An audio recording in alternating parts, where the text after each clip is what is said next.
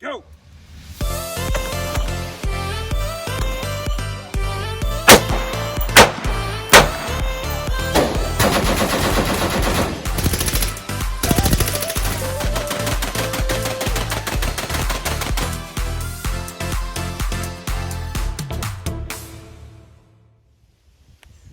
What's going on, guys? Bearded Rich here. Welcome back to the channel.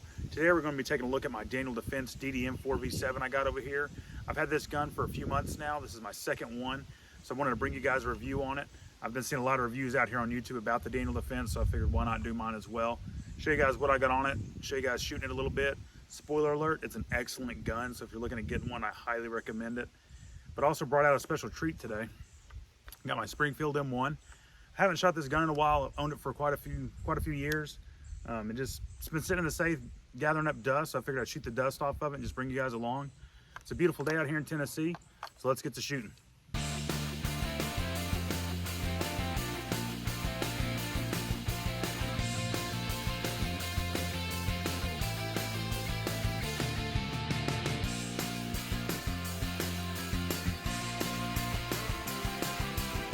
So another thing you guys will start seeing in my videos are these orange magazines. These are Lancer mags.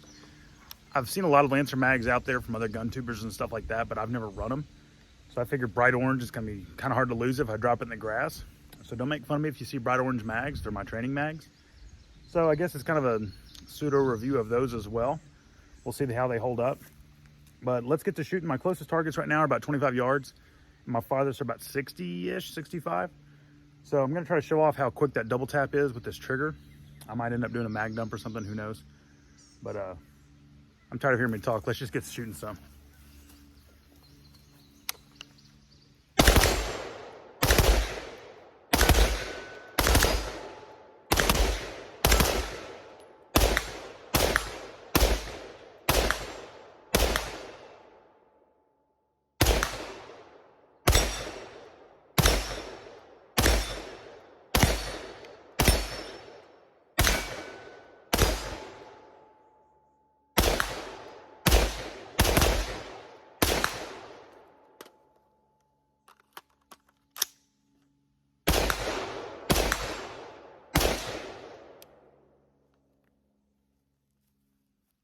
Not bad. I really enjoy it. It's an awesome gun. It gets, like I said, it gets super warm. So you really want to run some panels of some sort. They don't have to be BCMs, but some sort of panels. Because right now, even after just, what's that, 30, 40-ish rounds, it's getting pretty warm. So I'd highly recommend it. We're going to see how these Ranger bands hold up. I threw those on to kind of hold my switch cable. So we'll see how those do. But so far, these Lancer mags are doing pretty cool. I mean, it's the first few rounds I've ever put through them.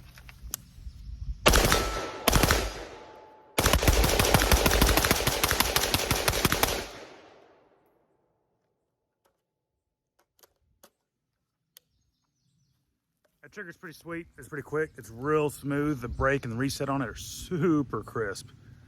So I'd highly recommend the Geisley. I gotta go load up more mags and then we'll get to shooting some more. So we're gonna take a break from the modern stuff and go back to a time when men were men and guns were made of wood and steel.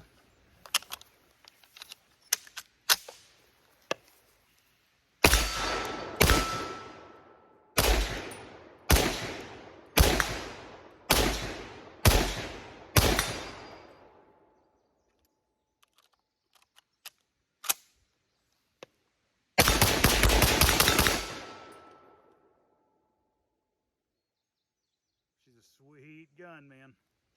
I can see why Patton loved her so much. The M1 is a awesome rifle. If you can ever get your hands on one, I highly recommend it. Ammo's a little hard to find right now. It's a little expensive, but it is worth it to have a piece of solid American history in your hands that you can still shoot. That's a pretty cool gun, gotta admit. Haven't shot it in a long time and I might have to throw it into the rotation. Well, let's get back to the AR and take a deeper dive into it. So guys, this is my Defense DDM4V7. Awesome gun. 16-inch barrel, cold hammer forge, which is really nice, super reliable and gonna last a long time. The Defense muzzle device on here, it's essentially a bird cage. It does what it needs to do. It suppresses the flash, so it does what it needs to do. I got my mod light up here. I've been switching over to mod light just because they are phenomenal. I think they are some of the best lights made out there currently. The throw on this thing is about 500 yards. I can identify a target. I'll be doing a review on mod lights against Surefire Streamlight and Olight here very soon, so keep an eye out for that. You can change the heads out. You can do flood heads, IR heads. This is the spot on here. This thing is ridiculous. Burn time on it's about 45 minutes and continuous on, which you're not really going to use that. Rechargeable batteries, which is super sweet. Troy iron sights, Troy backup irons. I'm running front and rears on all my guns. I've been switching those over as well. I think Troy metal sights are some of the best sights you can get. They're super robust. I got an air socket mount that is on. I don't know if you can see that air socket mount. It's a cantilever mount, so if eventually when I run a suppressor on this, I'll push that out a little bit more so I'm not gonna get that huge shadow. Surefire pressure switch, nothing special. BCM panels. So I run these panels on this gun because it gets really hot when you shoot it a whole lot, and those panels really help mitigate that heat and keep you from burning your hands. BCM angled vertical grip on all my guns, nothing special. Tan EOTech. Besides the fact that it's tan, it's an EOTech. Awesome sight, super robust, indestructible. The trigger is a Geisley 3.5 pound flat face trigger. Awesome trigger. If you don't run a Geisley, I highly recommend going and pick it up. They're not that expensive. They're about 200 bucks, I think, somewhere around there. Awesome trigger. I can't say enough good things about them. I'm gonna start putting them in all my guns because they're just so smooth, so crisp. Anyway, ambidextrous charging handle that came with the gun. I think that's super cool that Daniel threw that in there, but when you're paying this much for a rifle, that should come with cool stuff like that. The Daniel stocks. So I'm not a big fan of Daniel stocks or their grips for that matter. They don't do it for me. Their grip texture's a little weird on it. This thing pulls hair really bad from your beard, kind of like the Magpul CTRs do. So my local gun shop's been closed, and that's why I haven't been able to get a new stock for it. But I run the BCMs on most of my guns, which you guys have seen. So that will eventually get switched out. Magpul slings, per the norm. I love Magpul slings. K2 Plus grip. Again, like on all my guns, I like that rubberized texture. Other than that, ambi safety. But really, that's about it. And I got some CNC, I think, or something like that, pins, anti-walk pins, anti-rotation pins. Again, I just throw them on all my guns, low insurance policy. Other than that, that's all there is to her. But love it. If you guys are in the market for a mid to upper tier AR, I would highly recommend Daniel Defense. I mean, I've bought 2 of them, so I mean, I like them. But enough of me talking. Let's get to shooting because the proof is in the pudding.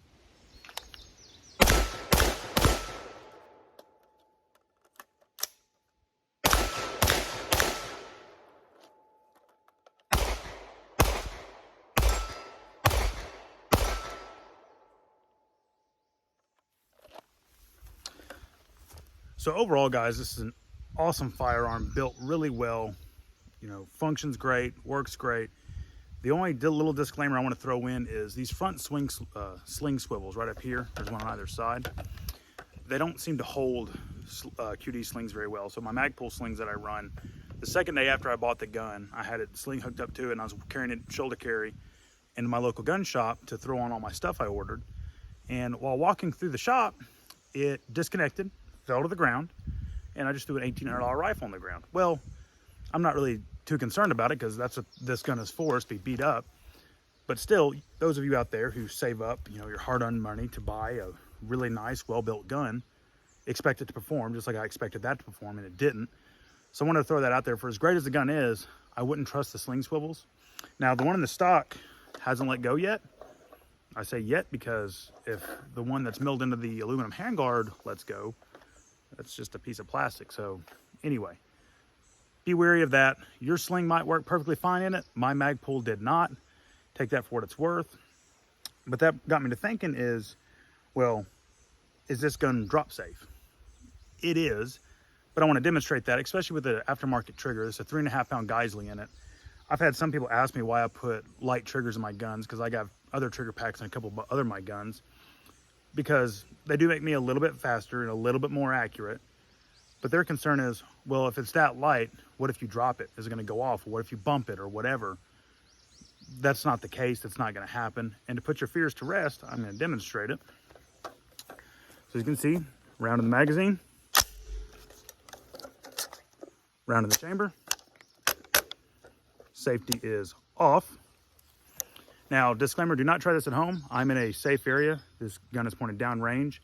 And if it was to flip-flop, do a somersault and a 360 spin, it wouldn't hit anybody or anything. I'm in a gully. There's no chance of this round going anywhere. So, safety off. Like demonstrated before, if you're out at the range shooting and you happen to just drop your gun, didn't go off.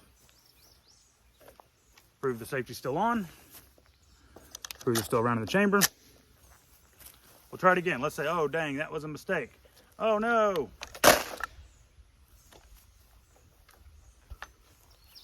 Didn't go off. And to prove that there's still rounds in it and the safety is still off, let's make sure it functions. That wasn't a fluke.